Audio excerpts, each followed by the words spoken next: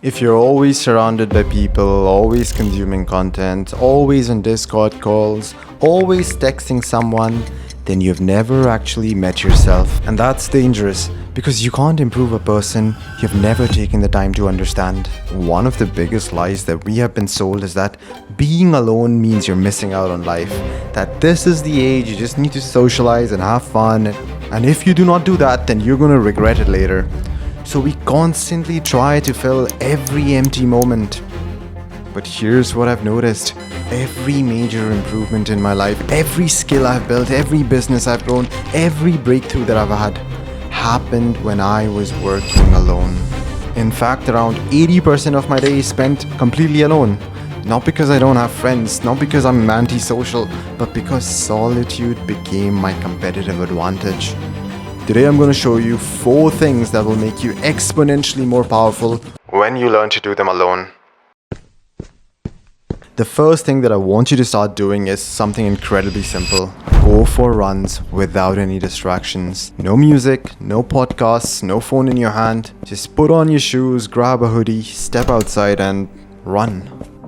I have been doing this habit on and off for the last 5 or 6 years, and I genuinely believe it's one of the most underrated habits that I've ever built. Think about your average day. The moment that you wake up, you're checking notifications, you're watching videos while eating, you're listening to music while driving, you're scrolling during every spare minute. Your brain never gets a chance to simply think. Somewhere around the second or third kilometer, your thoughts begin to finally settle. All those conversations you have been replaying, the decisions you have been avoiding, the worries that you have been carrying, they slowly start to untangle themselves. It's almost like your mind has been waiting for a quiet moment to process all of these things. And by the time you get home, you don't just feel physically lighter, you feel mentally lighter too. Secondly, one of the things that I've noticed over the years is that some of the best ideas never came to me while I was working on a desk. They came to me while I was running. I'll be halfway through a 5K and suddenly I'll think of an incredible YouTube title, a thumbnail, or an idea or a solution to a problem that I've been stuck on for days, or a completely new perspective I would have never considered before. These breakthrough moments don't happen because running magically just makes you smarter. They happen because your brain finally has enough silence to make connections that constant stimulation never allows you to make. Because sometimes in life, the answer that you've been searching for isn't in another YouTube video. Sometimes the answer lies in 20 minutes alone with your own thoughts. Finally, running teaches you something that most people have forgotten. You don't need to be stimulated every second of the day. Most people can't stand being alone with their thoughts anymore. If there's silence, they reach for music. If they're waiting in line, they grab their phone. If they're walking somewhere, they put on a podcast. We have become uncomfortable with doing nothing. But when you start running without any of these distractions, your brain slowly adapts. Instead of being entertained every minute, you become engaged with your surroundings. You notice the cool morning air, the rhythm of your footsteps, the trees, the people passing by, the sounds of the city waking up. Your attention stops chasing the next stimulating thing, and over time, even ordinary moments of life start appearing interesting. And that's one of the biggest gifts solitude gives you. It retrains your brain to find peace and simplicity instead of constantly craving more. Allahu Akbar, Allahu Akbar. The second thing that I think every man should learn to do is pray. Especially in moments of solitude. Not because your parents want you to do it or people around you expect that out of you, because it's one of the very few moments in your day when you're completely disconnected from the noise and worries of the world. Most of our lives are consumed by temporary things. Deadlines, bills, careers, goals, business problems, views, likes, comments, arguments, responsibilities. Your mind becomes so occupied with surviving the week that you forget the bigger picture as to why you're here on earth in the first place. One thing I've noticed is that whenever life becomes overwhelming, it's usually because I've become too attached to temporary, superficial things. I have become so caught up in chasing worldly success that I've forgotten that life itself is temporary and I'm going to return to God someday. Prayers bring me back.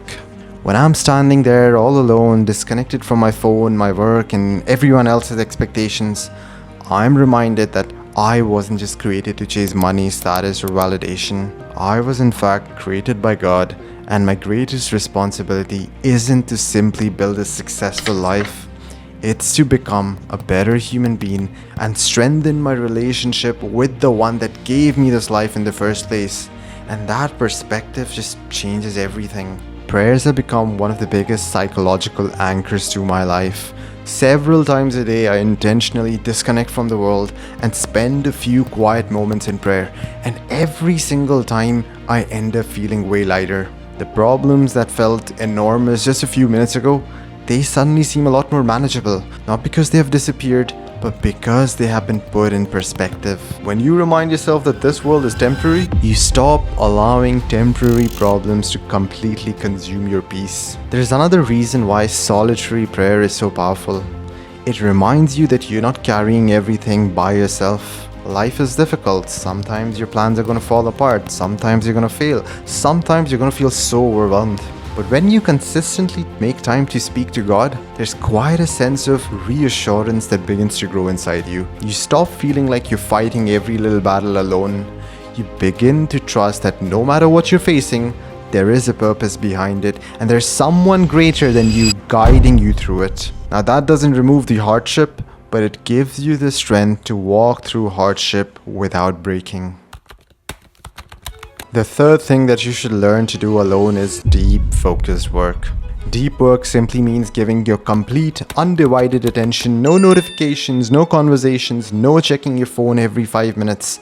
Just sitting down with one difficult task and staying with it until your brain is completely immersed in it. And the truth is, this becomes infinitely easier when you're doing it alone. Because every person around you pulls your brain away from a state of intense focus. I have been doing deep work each morning for years, and I can confidently say that it has changed the trajectory of my life.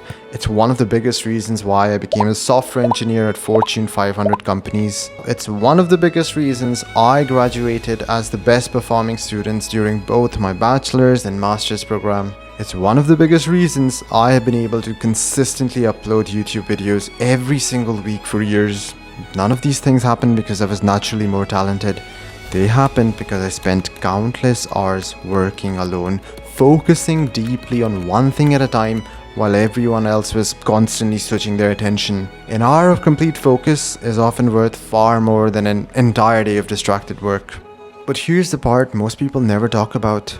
Isolated deep work doesn't just make you more focused or productive, it makes you happier. Think about the feeling you get after you finally solved a difficult problem, after you finally understood a concept that had confused you for weeks. How do you feel after you've built something with your own hands or mastered a skill you once thought was impossible?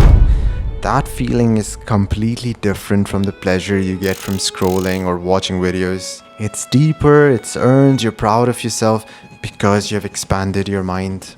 Every deep work session that you do leaves you a little more capable than you were yesterday. And there's something incredibly satisfying about watching yourself grow intellectually. Hey there, if you're serious about changing your life, join The Forge. It's my Discord community where men hold each other accountable, share their progress, and support each other in becoming mentally and physically stronger.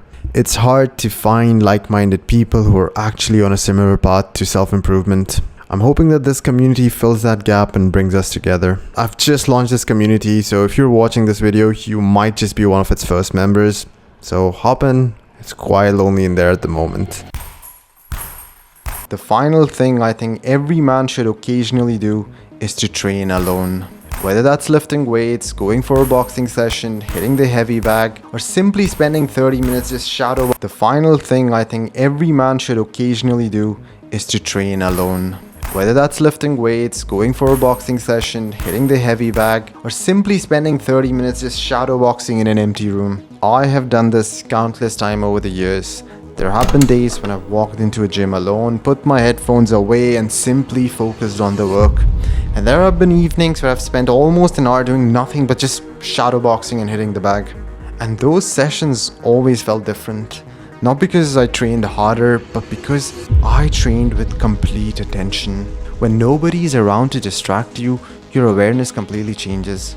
Instead of talking between sets, instead of wondering who's watching, instead of getting pulled into conversations, you begin paying attention to your movement. While shadowboxing, I would start noticing whether my jab was snapping back correctly, whether my feet were positioned properly, whether my shoulders were relaxed, whether my guard was dropping after throwing a combination. The same thing happens in the gym. You notice whether your squat is stable, whether your elbows are flaring during a press, whether you're actually controlling the weight instead of letting the momentum do the work. You are no longer just exercising, you are studying your own body, and that's when your technique improves the fastest. There's something incredibly pure about it. You're not lifting to impress anybody, you're not throwing punches because there's someone watching, you're not chasing external validation. You are simply showing up, sweating, struggling, and becoming a little stronger than you were yesterday. There's something deeply satisfying about knowing that nobody witnessed today's work except you. Because that means you weren't doing it for the applause. You were doing this because that is simply who you are.